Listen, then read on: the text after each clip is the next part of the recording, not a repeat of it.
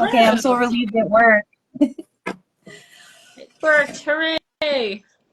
Yes. Okay. Well, we'll kind of like let people stream in and out. Usually there's a bunch of people that come through, but they're just kind of like we'll stay for a few minutes and kind of come in and out, and then some will stay the whole time.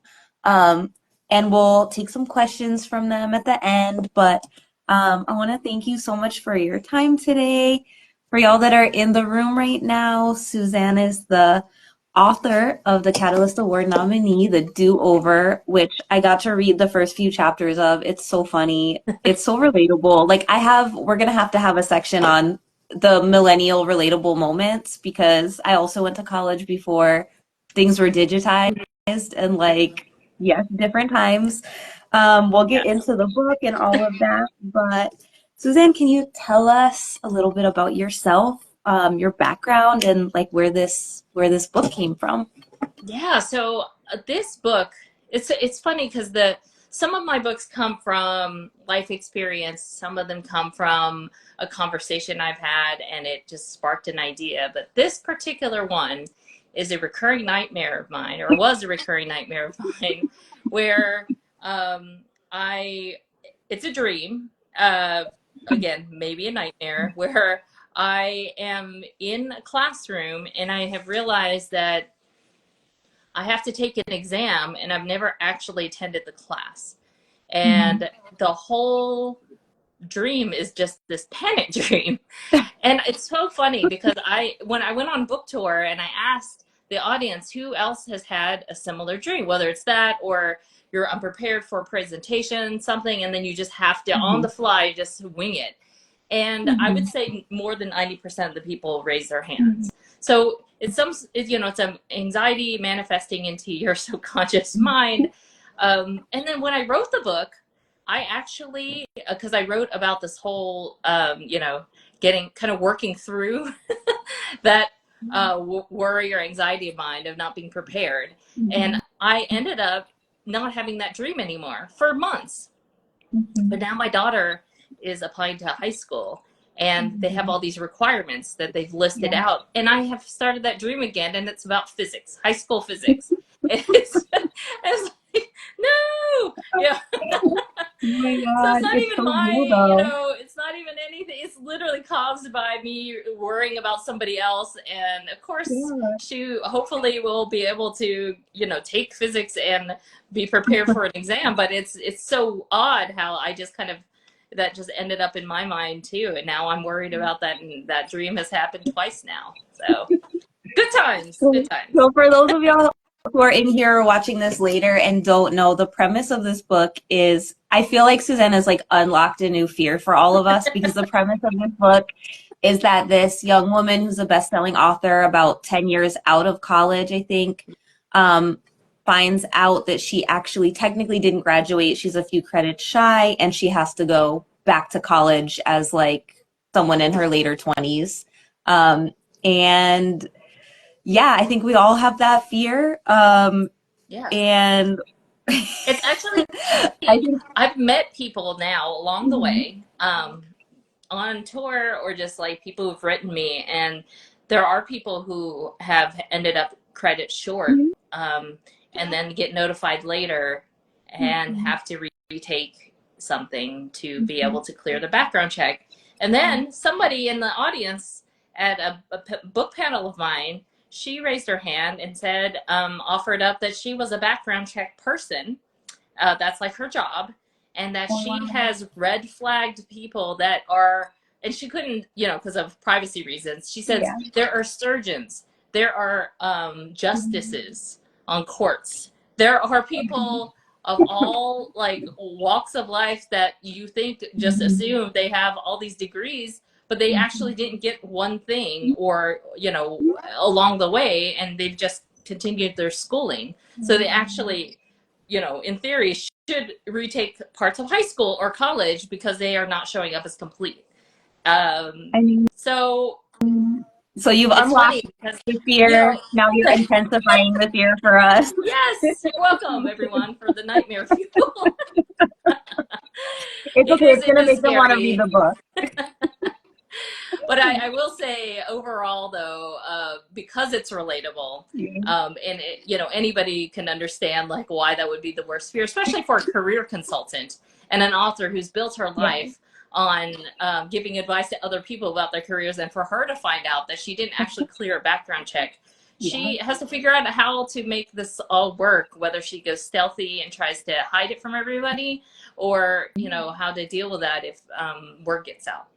Yeah, and I know a big part of that, at least from the few chapters I read, were, about her parents. And even when she was in college, like having this fear of her parents receiving like an academic probation letter and just what that would do to them. And I think, it's funny because I think there's some things that you only mention briefly. And when I was going back to look for them, I'm expecting it to be like long paragraphs.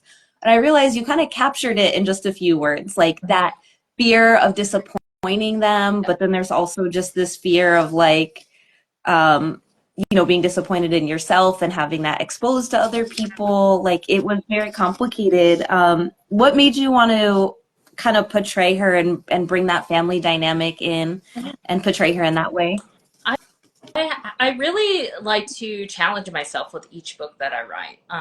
If you read all of my portfolio of books, you'll notice that I'm doing something different in every book. So they're not like cookie cutter, same templated story. So this one, I thought, okay, we'll have somebody go back to college. So she's reliving college. How bad could that be as a 30-something-year-old? And it turns out to be pretty bad. If you see what she kind of goes through in the story. I tackle topics such as imposter syndrome because I felt like that is also something that women, when they graduate, they have to face pretty much immediately either in the workplace or in academia or just whatever they're doing in their life, they feel it. There's also touching on anxiety. I felt like there's different levels of anxiety, and I know several people close to me, including myself, have experienced this to some degree. And I wanted to portray it in a realistic way so people understand, like, if they are facing these things, that it's a lot of people can relate. And a lot of the reader emails that I've gotten, or people that are stop me in bookstores after a talk or something, they have let me know this book more than others that they found it extremely relatable. And I feel like that really made me feel like this book is reaching the right people who need the book at the right time. It's people going through a life change seem to be the ones that are emailing me and reaching out to me. There's also people who face this and they're retired. I just got one of those messages recently, and it was like, thank you for writing about this. I could have used this 10 years ago, 15 years ago, when I was dealing with a tough workplace situation, and I was kind of going through a lot of change. And I like seeing women who are dealing with this and are triumphant in the end. Yeah. But to your original question, I've gone off path. I did also want to include parental expectations and moving goalposts, because I think a lot of people, they're kind of set up to have a certain type of life. And then when they achieve what they think is a big goal of theirs, they immediately forget about that and want the next thing. And I really, I'm more now realizing that I do that as well, but a lot of people do. And then we should really celebrate these wins that are really, really, huge accomplishments, whether it's, you passed this exam or you, achieved this diploma, and you just, people are just always trying to do the next thing and keep up with everybody else. And you're always looking to your left and right and seeing what other people are doing. And it's not healthy, but it's also something that, again, is very relatable, but nobody really talks about very often in a way that shows other people are going through it and are kind of pushing through and getting out on the other side.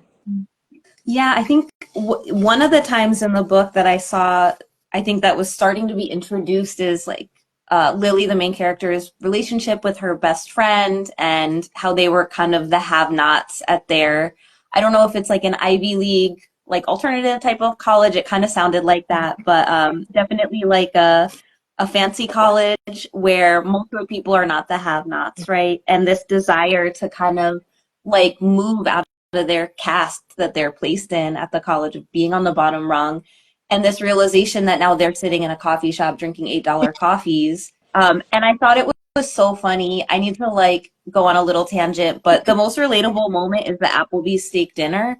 Because as soon as her mom said, "We're celebrating steak dinner," like my mind immediately went to like the Chili's, Applebee's, just Yes. like that steak that they advertise on TV. It's so real because that's what our parents mean when they say Yeah. steak dinner. But And just that's a to big have that deal to them. juxtaposed, right? It's a big Like night that out. meal's probably the same as the coffee. Right. So I'm glad you could relate to that scene. I remember thinking, like, is this going to be something that people are like, what are you talking about? But I'm glad you appreciate it. I also have people who have let me know, too, that this is something that they understand and can relate to. yeah, I know there was kind of a line in that section where the main character talks about how people just want to see success without all the greediness. And, it's interesting the way that these first gen stories are portrayed, right? Like sometimes they're this, like, well, Suzanne is this just superhero and she's just a wonderkin and incredible and she just made it to like Harvard, then Yale, then Princeton, and now she's president and like, she overcame her roots or whatever. And a lot of these stories are like this. Um, but in your book, you kind of, I think the characters are kind of grappling with like that transition of identity, right? And it's like not necessarily that they want to leave their families, their culture, their background behind. They just don't want to be looked down on. It's kind of the impression I got when I was reading it. Right. So what made you want to include that in the story as kind of like a point that these friends are dealing with together? Um, I think you're right that there seems to be certain narratives that are most popular that you see in media, both in TV and film, but also in books. And I try to cover more of the diaspora where I try to cover first gen to third gen type of issues. And as many people are aware, they're not always the same type of issues, even though, like, you might be identifying as Korean American, Chinese American, whatever. That still does not mean that's a specific generation included in that name. Mm-hmm. And so there are people who range from all types of experiences. Some are more Americanized than others.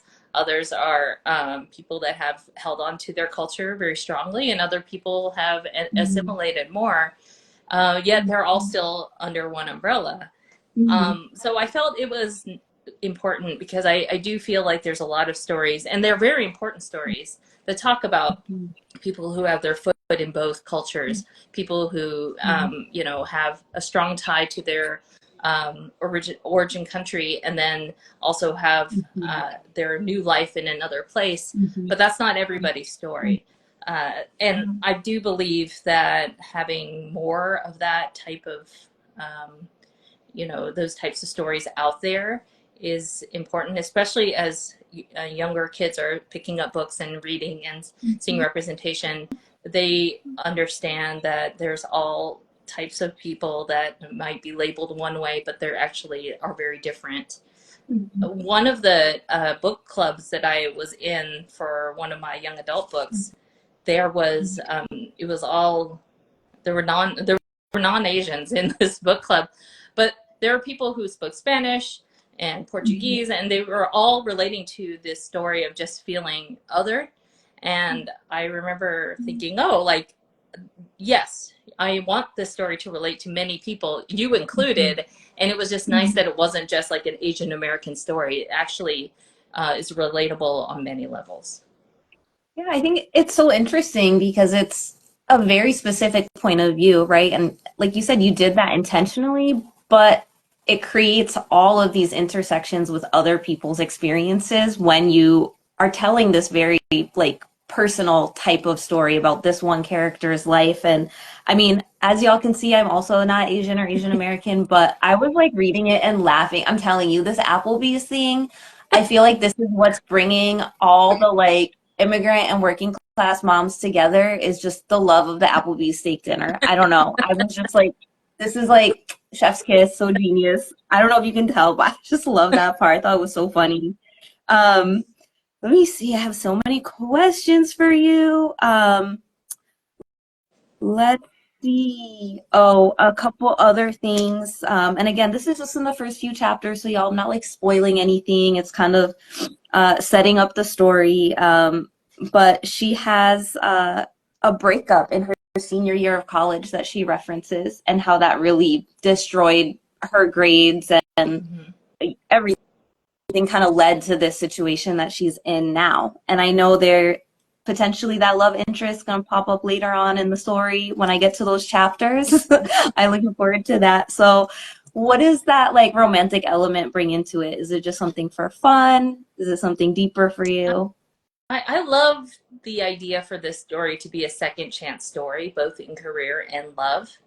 But I also like to do the worst thing to my characters, say, like, what can I do to them? And then what can I make even worse? So I was trying to think of how can this person go back to college and what can make that even worse? And the thing that popped into my mind was it would be awful if her TA was her ex-boyfriend.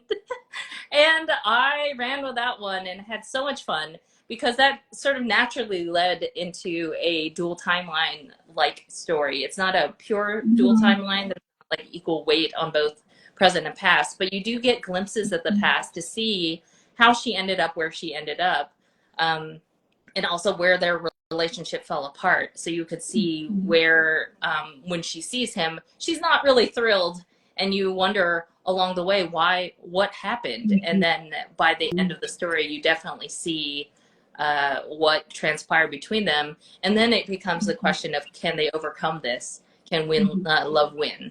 It does.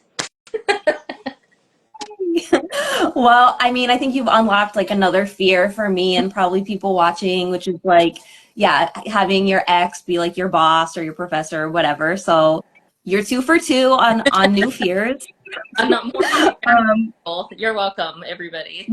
but I think that's like why you want to read it because I feel like if I don't keep reading and finish it, then the fear is gonna stay. But if I see her have a nice resolution, maybe I'll like work through it while I'm reading. But I love that. And I think like a breakup is such an impactful thing, especially in college when it might be like your first big breakup or your first ever breakup, your first like love potentially that, you know, you're breaking up with. And there's not really room in like the college system to give a little leeway for that. You know, like you can't push back your final a week because you just got dumped. That's Um, right. and so I just love that you kind of like had that in as an element because it's so real for college students. You know, that is what they go through. And I'm thinking of a few specific college students I've worked with that went through the same exact thing and Yes. didn't know how to deal with it and didn't have support and didn't even want to tell their parents Mhm. because in their parents' minds they're like, you're already 21, like, you know, different generations you're probably going to marry this boy that you're dating and like even the fear of disappointing family around the breakup. Yeah. Yeah. In this particular relationship, she is very lucky to have her best friend. And I definitely think one of the big themes of this story is found family. How Mhm. important, especially as an adult, when you're out of college, you love your family as you do love them, but it really is your network of friends that keeps you propped up and kind of supported. And I definitely wanted to focus on that relationship between herself, her best friend, and actually her new roommate that she ends up being kind of, uh, I would say definitely friends, but they, they have a funny relationship as well. She's so much younger, and she's like, I don't know if I get you, but they do get each other. Yeah. Yeah. Um, Let me see. Gosh, I have so many questions. I have like a whole like paper that I'm like, so all of my favorite parts I'm gonna write down and like ask Suzanne about. And now I'm like, there's just too much. But I want to like point to a couple comments. I think LT, who's our everyone's partner in crime, Yes. but also my partner in crime, says she loves how the book challenges the model minority myth. Yes. And hello, Asian American protagonists and romance.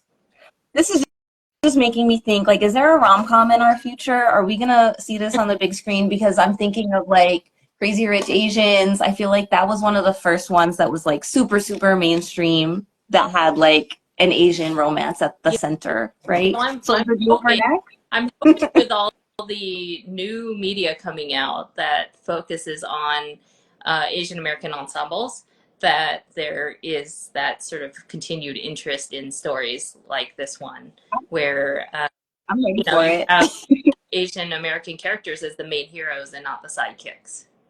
Yeah. I'm ready for this to be on the big screen. For those of y'all that have not read this yet or have not had a chance to even like kind of glance through it, it is like an easy read in the sense of like you're not sitting there rereading paragraphs over and over. I don't know. Maybe I'm biased because next to me right now I have like a book about carceral capitalism. So this was like a really nice change of pace for me.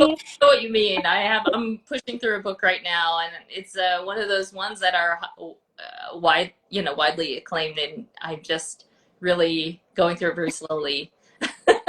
I question my own reading comprehension at this point, but it's okay. I admit some books might not be exactly for me, but I'm trying to broaden my current to be read list.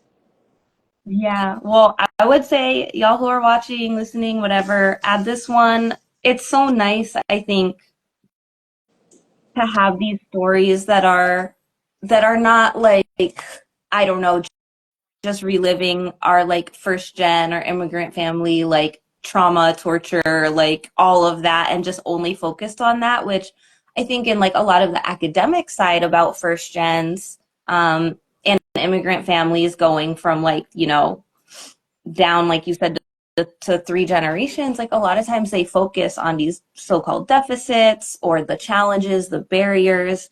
And it was so nice, like to read this and just be able to laugh at the little jokes that were in it and just want to know what happened next with her without having to like do a deep dive into my own psyche and like, you know, like dredge up like all my bad like it's just nice to have a character who just is these things, but she's got other stuff going on too. She's doing other things. She has her career, she has her friends, she has this love interest. And that's why I say I recommend that y'all read it because it is an easy read in that way. You're just gonna read it, you're gonna laugh. I'm telling you, y'all, the Applebee's steak dinner, it was it. I was hooked. When I saw the Applebee's steak dinner, I was like, I'm in. I'm finishing I might have this. to make Um, Instagram like a graphic that just says, "You guys read it for this Applebee's steak dinner." maybe, yeah, maybe you can add it to your graphic, like what you get when you read the do-over, like a joke about the Applebee's steak Right? dinner. It was just too real, Suzanne. Um, what I wanted to ask you is like, how did you develop that writing style? Because it like, I feel like the book does move quickly. You know, there aren't like these long paragraphs describing what that leaf looks like next to, you know, the table she's sitting at. Like, it does move quickly. How did you develop that?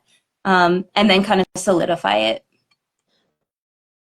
That's an interesting question because I don't actually know all of the answer. I do know over time that I put a lot of emphasis on pacing, making sure that it's Mhm. not slow in these middle, especially in the middle part. A lot of authors have trouble kind of getting through that middle section. They call it the Mhm. muddy middle because that's the natural place for the story to kind of drag because you have the exciting stuff that starts the story and then you have the big finale. But how do you keep people interested in the middle? And Mhm. I've always made that a mission of mine, just to try to keep that very as fast paced as the beginning and end. So that is by design. But overall, the actual voice, the level of the type of word choice, all those things, I would. argue that it's probably from some of it is probably from my stand-up days where I've tried to be economical with words, where I don't go on ever trying to describe a thing when I know I can do it in 4 words, you know. So that does hurt me in the end when I turn in a draft and it's like way under the word count, and I have to go back through and figure out where to add things. But by design, again, it my books are designed to entertain primarily, but I do like to go deeper with a commentary, social commentary, in different levels in different books. So some books are very heavy on, let's say, workplace, male-dominated workplace sexism and racism. In this case, I went a little bit deeper on Asian American health, mental health issues. So um, so I do that, and I try to balance the humor along with seriousness. And I believe at the end, the reader will take away kind of this sense of hope that hopefully is throughout the book. But of course, again, I like to do mean things to my characters, so there's a little bit more. But in the end, I want the people who read the books that I write to say, oh, we can do hard things. It's not easy, but we can do them. All right, y'all, we need to have a moment to just take in what she just said. We need to hear it. I feel like we need to hear it over and over. And something else that I like in this text is, like you mentioned, these dual timelines. And a lot of, like, yes, there's some of that, like going back or looking back on her, original college years. But there's also so much about what it means to be a first gen professional and to be the first person in your family that has that kind of job. Yeah. And I feel like that's something that's so underexplored. So is any of that based on your real life? Are you Lily secretly, or is she totally separate from you? She's way more polished and more successful. No, I think I did want, there were things that I have contemplated and thought about, but not been able to really articulate until my third adult book. And I think when, I have an idea brewing and then I finally have that aha moment, I get really excited about it. So in this case, Lily Lee, she has had this very successful job, but then ends up becoming an author and a consultant. And that's not your typical kind of plan with good salary and health insurance, right? That's usually what most immigrant parents want. So she definitely veering off that path. And on top of that, to have the shame of having to go back to college and worrying because her mom is super excited because she had applied for this job. What for her purposes was to write this book about landing the perfect job. But her mom was excited because she's like, oh, now you have a really amazing job that we can brag about. And so, but then the fact that she couldn't get the job because she actually did not, fulfill all the background check, that is a whole problem for Lily. That didn't happen to me, but it was always something that I heard about could happen, which is why I included it.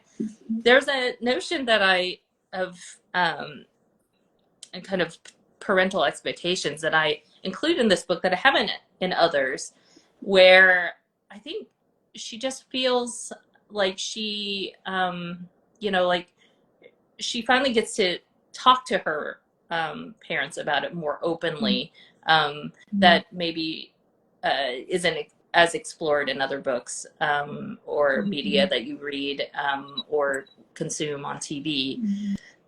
And I feel like sometimes that's hard, but I think that's important to know that communication by generation is different, but maybe there's some room there to explore in stories where they can actually talk about things and maybe not have the outcome that everybody assumes is the outcome, like you're disowned, right?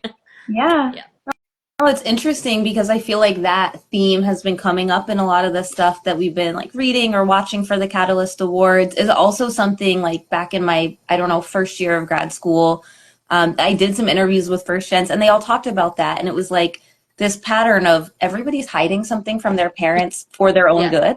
Um, and there's different like levels of that where I'm like, is it really for their own good, or do you just not want to tell them, or do you not want to disappoint them? And then there were other things that they were like, I just don't want I just don't want my parents to worry about me, Mhm. and I don't want to create this new fear for them. And I know when Lily is thinking about whether to tell her mom about this situation, she has that conflict, right? Where she's kind of thinking, I don't want to tell her and like ruin her day, but it would be nice to get this weight off of my shoulders. And I love that you kind of showed that like battle that a lot of first gens have and a lot of kids of immigrants have. Um, with like, how honest do I really have to be with my mom at the end of the Yeah. day? How open can you be? Mhm. Uh, and how will they respond? Yeah. Fear. Yeah. Yeah. Yeah. Um, Any advice that you have for the aspiring authors that are going to watch this, especially if they're first gen, especially if they have parents who might not like super love this career choice because it doesn't come with like a 401k and, the benefits and all the things that the parents love. But yeah, any advice about writing, about just, how to put your story together, anything? Yeah. I have a lot of thoughts, but I don't know if I can articulate them well. So, um, I think a lot of people struggle, just in general, but specifically, uh, children who have, parents or ancestors that were from another country. They Mhm. struggle with being financially stable versus passion, and I think I did that. I had my corporate career, and I made the decision to continue the corporate side and kind of do my creative stuff on the side. I think I'm Mhm. seeing a lot of authors that I know are doing the same thing. A lot of doctors, lawyers, Mhm. accountants, they just have their day job and then they do the writing gig on the side. I would love to see it kind of flipped where, someday you focus on like the creative side and then you can, Yeah. freelancer, have the side gig of the thing that will make you money, but it's consistently, but Mhm. more of a balance rather than it truly just being the creative part is kind of a secondary thing. I would like them to be equal weight for a lot of people because I'm really seeing, especially this younger generation too. There's my daughter was just in a kind of a band Mhm. ensemble for the state of California, and seeing these young musicians just working so hard and really just Mhm. thriving and loving music. And I'm like, are you going to continue with music? Or is this going to be just like a way to, do the next thing? So I hope that if there's truly passion wherever there is that drive, that it also is nurtured all throughout to a point where you can do something with it if you love it a lot. So I think that is the thing is like my advice is if you are passionate about some creation, um, something, whatever it is. If you're a creator, I hope you can nurture that and run with it. I think we are lucky now to be in a generation where you see a lot of different types of folks, um, like everywhere, right? From newscasters to TikTokers to whatever beauty and fashion influencers. It's you finally get to see representation in different levels and different fields, and I love that because it just shows that there's all these possibilities. So again, I'm not really articulating that well, but I do hope No, that I think maybe it's it great. continue to change so people see more creators creating in this Mhm. with topics and material that is very relatable to people like us. I love that. I thought you articulated it great. I have been thinking a lot actually about how, people make jokes like, oh, like he's an artist, get a real job or something. And people kind of act like these are not real jobs and that like we can kind of do without them. Yes. And I'm like, we're the same country that's like on Netflix all day. And like, I'm like, where do you think that comes from? Like, we need writers, we need artists. Like, they are almost like so integral to our culture and our society that we don't even realize it. Yeah. Like, we just turn on the TV or pick up a book and it's just there for us to take in, right? So I love that answer. We had a question. I'll put it up on the screen. What books inspired you? And y'all feel free to drop other questions that you want Suzanne to answer. Yeah. So I think when I was a big reader when it came to like books that were for fun. So but anytime there's a sign to reading, I really didn't like it. So fast forward that kind of like way of reading to college, and then after college, it wasn't until after college that I realized that I'm old enough to pick whatever book I want. I have I have a job. I can buy books. So I would just go to the bookstore and just spend hours looking at all the types of titles. And it was the first time, because none of the signed reading was like, hey, why don't you brush up on Asian American study? That was just never a focus for any place that I ever went to school. So after graduation, I remember being in New York City and seeing a table for, gosh, I don't even know what the focus was, but Chang Ray Lee's books were front and center. And I was like, wow, that native speaker, let me pick that up. That's like a classic. I've heard of it. And I was so enthralled by that story that I was like, I didn't even know Korean American people wrote books. Honestly, I just thought Korean authors from Korea wrote books that were translated. I didn't even think, to be honest, that Korean Americans had their own voice here and could write, write stories. And because he was one of the first people to really just make a big splash. Amy Tan's books also really made an impact, and I think because they were kind of in school, but not really like primary reading. I had to do it on my own, and then it wasn't until that being exposed to those two authors that I realized, oh, I think there is something here to the narrative that I know, but I do comedy. So I guess I don't, there's no room for me either. But then again, before like memoirs and things came out, I saw David Sedaris. He's obviously a Korean American, but I knew then stories that were kind of humorous about families had a marketplace. So I just started thinking, like, what if I did my own thing? I was doing stand-up comedy at the time, but then I thought maybe I should write stories, because that's actually what my stand-up act were mini stories on stage, with a beginning, middle, and end, and a punchline at the very end. So it was kind of a natural progression for me. I love that. It's funny, you're the second nominee to mention David Sedaris.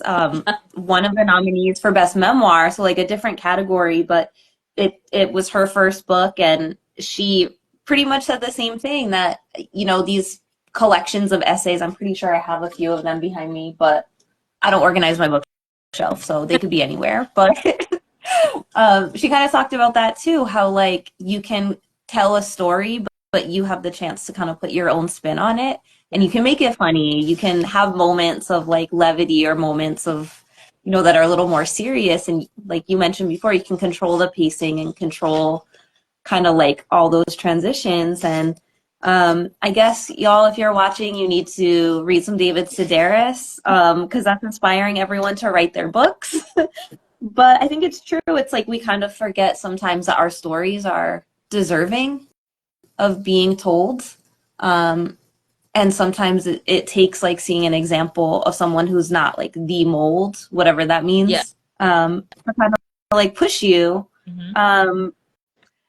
Well, I love that you used to be a comedian. I'm not going to make you like tell us a random joke, but I do want to ask how you got into that and how long you've been doing it for. So I think in total I performed 10 years. I some of it was off and on, but probably if you collectively added up the time on stage over the years, it would be 10.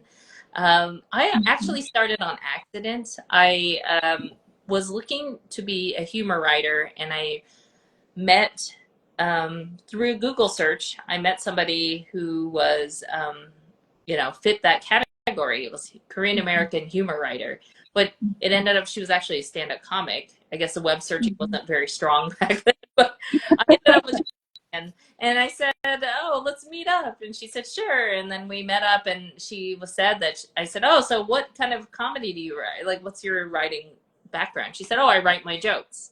And it's like, "Oh, okay." It says here you're a performer too on your website. She's like, "Oh, I perform my jokes." And I was like, "Wait, I see how this is going. Actually, thanks for your time." But then once I realized, like, this is probably the right conversation to have, she said, "Why don't you just see my act? I'm across the street. You can see what I do." So I thought, sure, I'll go watch you, and then I'll bail. But then I saw her perform, and she was a stand-up comic in Seattle. And she was just talking about how, there's not a huge Korean mecca in Tacoma, Washington. And it was just the idea that she, her family had decided to move there of all places, and how funny that was, and how weird responses she got when she was growing up. And I was like, wait, Tacoma, Washington? I grew up in Tennessee. Like, that has its own funny, like, comedy strength there. And so after seeing her perform and knowing people were laughing at, I was like, I think I could do something like this. So that's where I got the idea. And I ended up performing. She invited me to a show and let me perform for 5 minutes, and then it just took off after that. But I enjoyed it. And sometimes, every once in a while, I'll think about going back to it, but I prefer writing behind a computer rather than being on a stage with the hot lights on you, and you having to make everything up to 20 to, what now features are like 10 to 30 minutes of material if you're not a headliner. So yeah, it's a lot. I couldn't do it. I would just be thinking about people not laughing at my jokes the whole time. So you're very brave. Most important question is, do your kids think you're funny? Yes. No, I think so. My daughter read The Christmas Clash, which is this book, and she said she read out the lines, like she'd come over, she'd read parts of the book, run over to me and say, I thought this was funny. So I knew in real time it was funny. And they were the jokes that I kept in, even though my editor didn't actually find them as funny. So to me, that landed with the right audience, in that she was like, she's a, young adult reader. And then my editor was like, I don't know if I think that's, where the story needs to go. I was like, this is just for the bit. Like, you have to understand, sometimes young adults just want the joke to land, and it's all about the description, or like her feeling, whatever it is to build up to and it worked out. She found funny that I kind of had there for people like her. So. I love that. You got the Gen Alpha. Is that Gen Alpha? I don't know anymore. I don't know. These generations are too short now, and they just keep switching too much. I'm pretty sure they're Gen Alpha, and you got the seal of approval from one person in Gen Alpha, which I feel like is everything these days. Yeah. But you're not supposed to find your own parents funny, so. I mean, but if it's funny, it's funny. Like, so what's coming up next for you, Suzanne? You have another book, and I think we're going to be giving away a copy of it. So can you tell us about that? Oh, so my new book is One Last Word. It's right here. I'm trying not to knock over. I've knocked over the bookshelf by pulling off a book. So that's the book. I'm not going to touch it. It is coming out in April, mid-April, and it's about a woman, Sarah Che. She is a app developer, and she creates an app called One Last Word that allows you to send a note to whoever you want after you pass.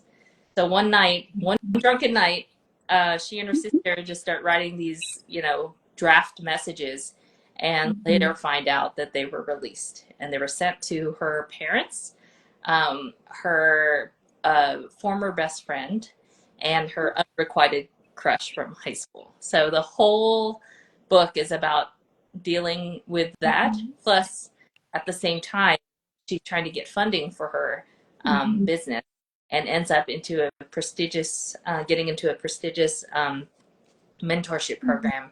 And of course, who would be her mentor except the unrequited crush? So, again, I like to torture people, and this was a fun to do it. I had a ton of fun writing this book. It was loosely inspired by To All the Boys I've Loved Before. So if you know that from time, and one to adult version would be like, picture an app sending out wild messages to people against your will. I was going to ask you that. I was going to ask you if you were inspired by that, because that blew up. The passage of time means nothing to me anymore. So it could have been 10 years ago. I have no idea. But when that came out, that blew up, right? And you're bringing back that fear. I feel like you are like a purveyor of fears we didn't know we had. And Apologize. but in a funny way. I don't know. I love the tone of the books and of the book that I've read, and just the way that it's almost like reading something that your friend wrote or something like that. It's just kind of peeking into your friend's life. Are there any first gens in this new book? Is there any first gen storyline in there? Is it taking a different path? It is, because that note was released to her parents. It was one of those types of things that you will always have wanted to say, all the burden that you carry, everything about being a daughter of immigrant parents, she just unloads. And it's long. So she is not like, oh, hi, Mom, you're tough on me. It's actually quite in depth. And I think one of the themes that I explore in this book, and I haven't done it in any other, and I haven't seen it in any other books, is the idea that you're told that when your parents, I mean, not you, but a lot of people are told with their immigrant parents that they sacrifice so much for you and they have built this new life in this new country. But for this character, Sarah, it dawns on her that her parents came here before she was born. So it's not like they made this decision to do all these things for her. They made the decision to move to the States. They made the decisions that they did to have children.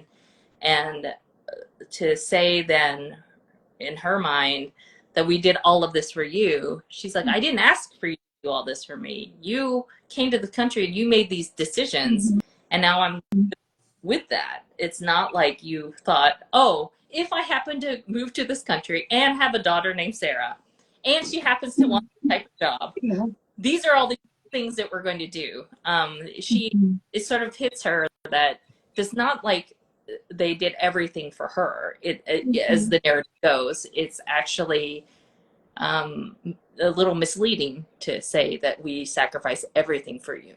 So that's kind of the start of it, where she has that message out to her parents, and then let's see what happens. Let's see how they react to that. Yeah. I have to read to find out. It's so funny that you say that, because I have a friend who talks about that all the time, because her dad, when he came to this country, he was still a teenager. And I think pretty young, 15, not, 19. He was still a minor. And whenever he brings up I came to this country to give you a better life, she's like, that doesn't work on me, because I was not even a twinkle in God's eye when you came to this country. But it is sort of this blanket thing that you carry as a burden, thinking I can't disappoint my parents. They did all of this sacrificing for me.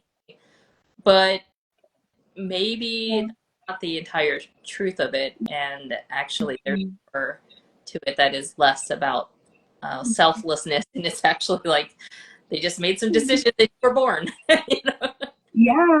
Well, and there's also sacrifice, of that next generation, right? And I think sometimes the parents don't necessarily see it, because, if you're born here and you're speaking English from the time at least that you start going to school, I know a lot of like Latino parents will look at college and be like, well, why should it be hard? Like it's in your language and you grew up here. And they don't always understand like the first gen things and the hidden curriculum of college. And I think there's kind of a lot of that, like when your parents, you know, came here to this country or whichever country as an adult, like they don't always necessarily understand that you're making sacrifices too, Yes. and that you're not living the same college life as your peers always. Right. Yeah. Yes. All right.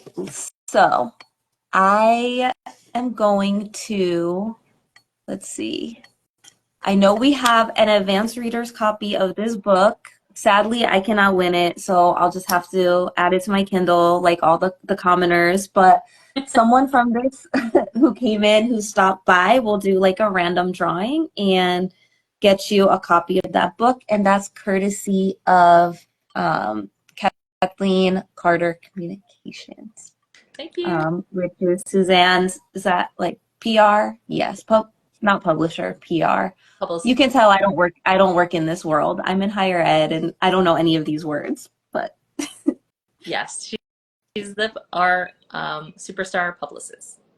publicist, there's the word I was looking for. Thank you, Suzanne. I was like, I know it's not publisher, but I feel like I started okay. Yes, publicist. Thank you. If people want to follow what you're doing or just see like what's next for you, how can they do that? Do you have like social website that you want to share? Yeah. I am mostly on Instagram. That's the first place that I remember to post if I do post anything. So, Mhm. Suzanne Park on Instagram and Threads. And I say I don't post much on TikTok anymore. Twitter. Surprisingly, I do a little bit on TikTok if there's something that inspires me to actually post. So I would say most likely Instagram, but there are other places too. And then Suzanne Park and all those things. Except LinkedIn. Great. I don't know how I didn't end up with Suzanne Park on LinkedIn, but that's a whole other problem. Oh man, a different Suzanne Park got to it first, I guess. Well, like she said, the username is very simple. It is just her name, Suzanne Park. And if you don't know how any of that is spelled, it's on your screens right now. So make sure that y'all go follow her. It sounds like her next book, and LT is on the same page as me. It sounds like it's a potential 2024 nominee. So we'll have to see if Suzanne's going to be a two-time nominee for the Catalyst Award. But yeah, thank you so much for your time, Suzanne. Is there anything else you want to share about the book, about you, about what's coming next for you? I honestly, it's more about the general cause. I think people are right now, especially, are looking to see if content that's out there that is, um, focusing on marginalized stories, they're gaining traction. So the more content you watch, the more reviews you give, the more things you buy, the more things you download that support marginalized stories, either in books, TV, film, the better, because that signals to people who make these big decisions and put money into content that our stories matter. So it would be great if people just went out there this year and just tried to support by consuming and talking about things that they enjoyed.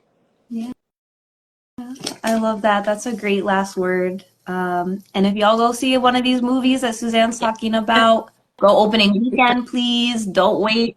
Like I know we all do until, week 8, like the last weekend is in theater. Go opening weekend, put a little money in the pockets, and yeah, let them know that these are stories that we want to hear. And that's a big part of why we do what we do with the Catalyst Awards, is to like put that spotlight on these stories. So I'm so glad we got a chance to talk. I feel so lucky. Like, I don't know if you can tell, but I love this book.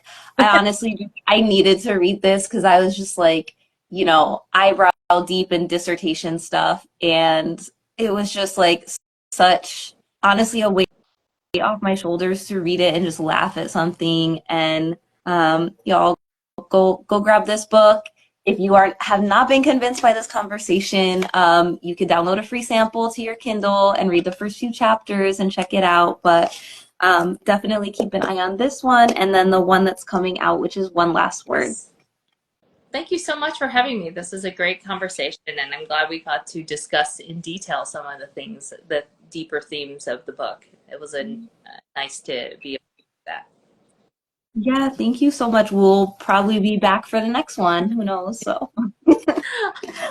Thank you. And everybody who joined in, thank you so much for joining in. yeah. All right. Thanks, y'all. Good Good night. night.